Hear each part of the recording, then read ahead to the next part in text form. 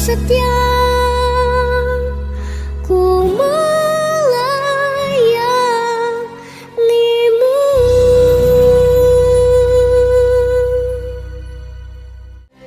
Pada waktu itu, ketika Musa telah dewasa, ia keluar mendapatkan saudara-saudaranya untuk melihat kerja paksa mereka. Lalu dilihatnyalah seorang Mesir memukul seorang Ibrani, seorang dari saudara-saudaranya itu. Ia menoleh ke sana sini, dan ketika dilihatnya tidak ada orang, dibunuhnya orang Mesir itu, dan disembunyikannya mayatnya dalam pasir. Ketika keesokan harinya ia keluar lagi, didapatinya 2 orang Ibrani tengah berkelahi. Ia bertanya kepada yang bersalah itu, "Mengapa engkau pukul temanmu?" Tetapi jawabnya, "Siapakah yang mengangkat engkau menjadi pemimpin dan hakim atas kami? Apakah engkau bermaksud membunuh aku, sama seperti engkau telah membunuh orang Mesir itu?" Musa menjadi takut sebab pikirnya, tentulah perkara itu telah ketahuan. Ketika Firaun mendengar tentang perkara itu, dicarinya ikhtiar untuk membunuh Musa.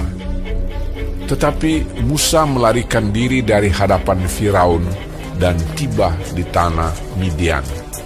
Lalu ia duduk-duduk di tepi sebuah sumur. Adapun imam di Midian itu mempunyai 7 anak perempuan. Mereka datang menimba air dan mengisi palungan-palungan untuk memberi minum kambing domba ayahnya. Maka datanglah gembala-gembala yang mengusir mereka. Lalu Musa bangkit menolong mereka dan memberi minum kambing domba mereka. Ketika mereka sampai kepada Rehuel, ayah mereka, berkatalah ia, "Mengapa selekas itu kamu pulang hari ini?" Jawab mereka, Seorang Mesir menolong kami terhadap gembala-gembala. Bahkan ia menimba air banyak-banyak untuk kami dan memberi minum kambing domba. ia berkata kepada anak-anaknya, "Di manakah ia? Mengapakah kamu tinggalkan orang itu? Panggillah dia makan." Musa bersedia tinggal di rumah itu. Lalu diberikan Rehuelah Zipora, anaknya, kepada Musa. Perempuan itu melahirkan seorang anak laki-laki. Maka Musa menamainya Gersom, sebab katanya, "Aku telah menjadi seorang pendatang di negeri asing." Salam kasih, hai saudara yang diberkati Tuhan. Selamat bergabung dalam pelayanan khotbah Gemim sejak tanggal 8 Agustus sampai 14 Agustus 2021. Kebenaran firman Tuhan yang akan melandasi seluruh karya kita terdapat dalam Keluaran pasal 2 ayat 11 sampai 22. Yang oleh Sinode Gereja Masehi Injili di Minahasa diberi tema mengubah mental kekerasan menjadi melayani. Saudara, Mahatma Gandhi pernah berkata, "Saya tidak menyukai kekerasan karena ketika kekerasan digunakan untuk melakukan kebaikan, kebaikan itu hanyalah sementara dan kejahatan yang dilakukannya adalah permanen atau tetap." Musa adalah sebuah nama Mesir yang berarti lahir.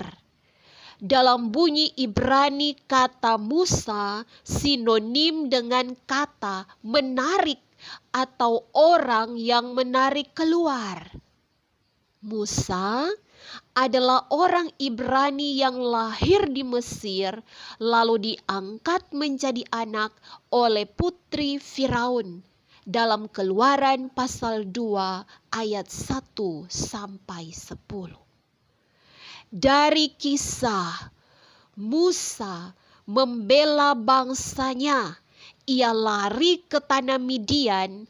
Keluaran pasal 2 ayat 11 sampai 22 yang kita baca saat ini. Kita hendak belajar dua hal, saudara. Yang pertama, yaitu kemenangan yang dicapai dengan kekerasan adalah kekalahan. Sekali lagi, kemenangan yang dicapai dengan kekerasan adalah kekalahan. Ayat 11 sampai ayat 15. Di situ dicatat bahwa Musa membunuh orang Mesir yang memukul seorang Ibrani saat kerja paksa atau kerja rodi. Seorang dari saudara sebangsanya. Setelah membunuh, mayat orang Mesir tersebut oleh Musa disembunyikan dalam pasir. Saudara, sadar atau tidak, setiap kita pernah melakukan kekerasan dengan cara membunuh nyawa, seperti yang dilakukan oleh para narapidana di lembaga permasyarakatan. Tetapi juga membunuh semangat, membunuh kreativitas, membunuh rasa percaya diri orang lain.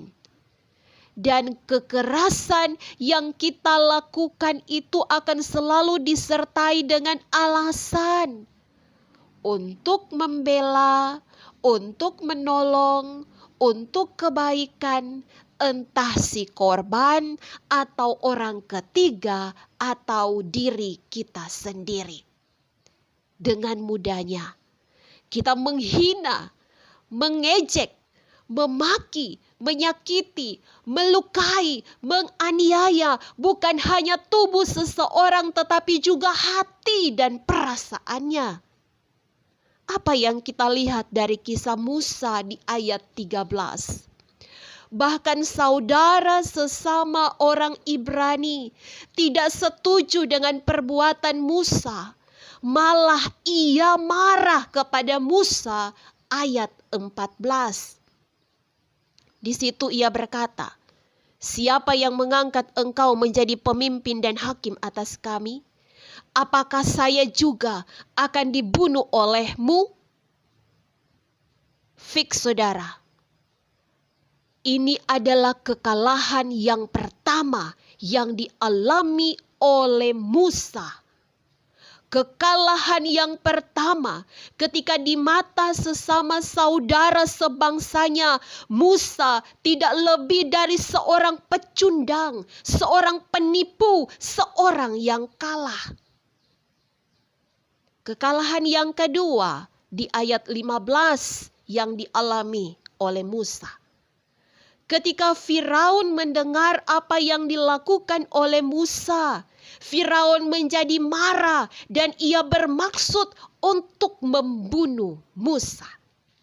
Saudara, ingat, di atas langit masih ada langit. Sekuat apapun kita, sepintar apapun kita, sekaya apapun kita, masih ada yang lebih kuat, yang lebih pintar, yang lebih kaya dari kita. Dan mereka dapat dipakai oleh Tuhan untuk mendidik kita mengenai rasa takut. Seperti Musa yang takut kepada Firaun, lalu memutuskan untuk melarikan diri dari hadapan Firaun. Dan inilah yang disebut bahwa kemenangan yang dicapai dengan kekerasan adalah kekalahan. Hal yang kedua yang kita bisa pelajari dari kebenaran firman Tuhan ini adalah melayani dengan kasih adalah bentuk tertinggi dari sikap tanpa kekerasan. Sekali lagi, melayani dengan kasih adalah bentuk tertinggi dari sikap tanpa kekerasan. ayat 16 sampai ayat 22. Di tempat pelariannya, yaitu Midian, suatu daerah di pegunungan Arab. Di situ Musa dididik oleh Tuhan. Dengan rasa takut yang ia miliki karena ia hendak dibunuh oleh Firaun, membuat kita juga untuk kita sadar bahwa rasa takut adalah salah satu cara Tuhan untuk menyadarkan Musa sehingga ia mau mendengarkan suara Tuhan daripada suara hatinya sendiri. Rasa takut akan kuasa yang lebih besar membuat Musa menjadi seseorang yang peduli dan mau menolong mereka yang lebih lemah. Dan buah dari rasa peduli Musa adalah kepedulian dan pertolongan dari orang lain ketika ia dalam pelariannya, yaitu dari Reuel ayah Sipora yang kemudian menjadi istrinya. Oleh Reuel Sipora, Musa mendapatkan seorang anak bernama Gersom, yang artinya orang asing atau aku telah menjadi pendatang di negeri asing. Sebuah pengakuan iman yang diucapkan oleh Musa bahwa ia adalah seorang pendatang di negeri asing. Sahabat Rema, siapapun kita saat ini, apakah kita seorang pejabat, pengusaha, pegawai atau karyawan di negeri atau swasta?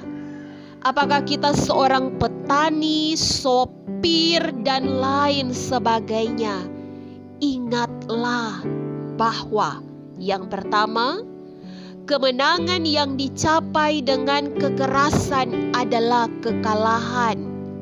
Jika engkau menang melalui cara kekerasan, maka engkau akan mengalami kekalahan demi kekalahan dalam hidupmu. Yang kedua, melayani dengan kasih adalah bentuk tertinggi dari sikap tanpa kekerasan. Mari sebagai anak-anak Tuhan, selagi kita diberi kesempatan untuk hidup, selagi masih ada waktu, ubahlah karaktermu, ubahlah sikap hidupmu, ubahlah mental kekerasan menjadi melayani. Maka engkau akan menikmati kemurahan Tuhan dan kasih sayangnya hari demi hari. Mari kita berdoa.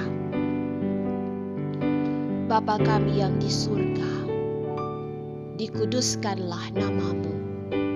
Datanglah kerajaan-Mu, jadilah kehendak-Mu di bumi seperti di sorga. Berikanlah kami pada hari ini makanan kami yang secukupnya, dan ampunilah kami akan kesalahan kami, seperti kami juga mengampuni orang yang bersalah kepada kami. Dan janganlah membawa kami ke dalam pencobaan, tetapi lepaskanlah kami daripada yang jahat. Karena Engkaulah yang mempunyai kerajaan dan kuasa dan kemuliaan sampai selama-lamanya.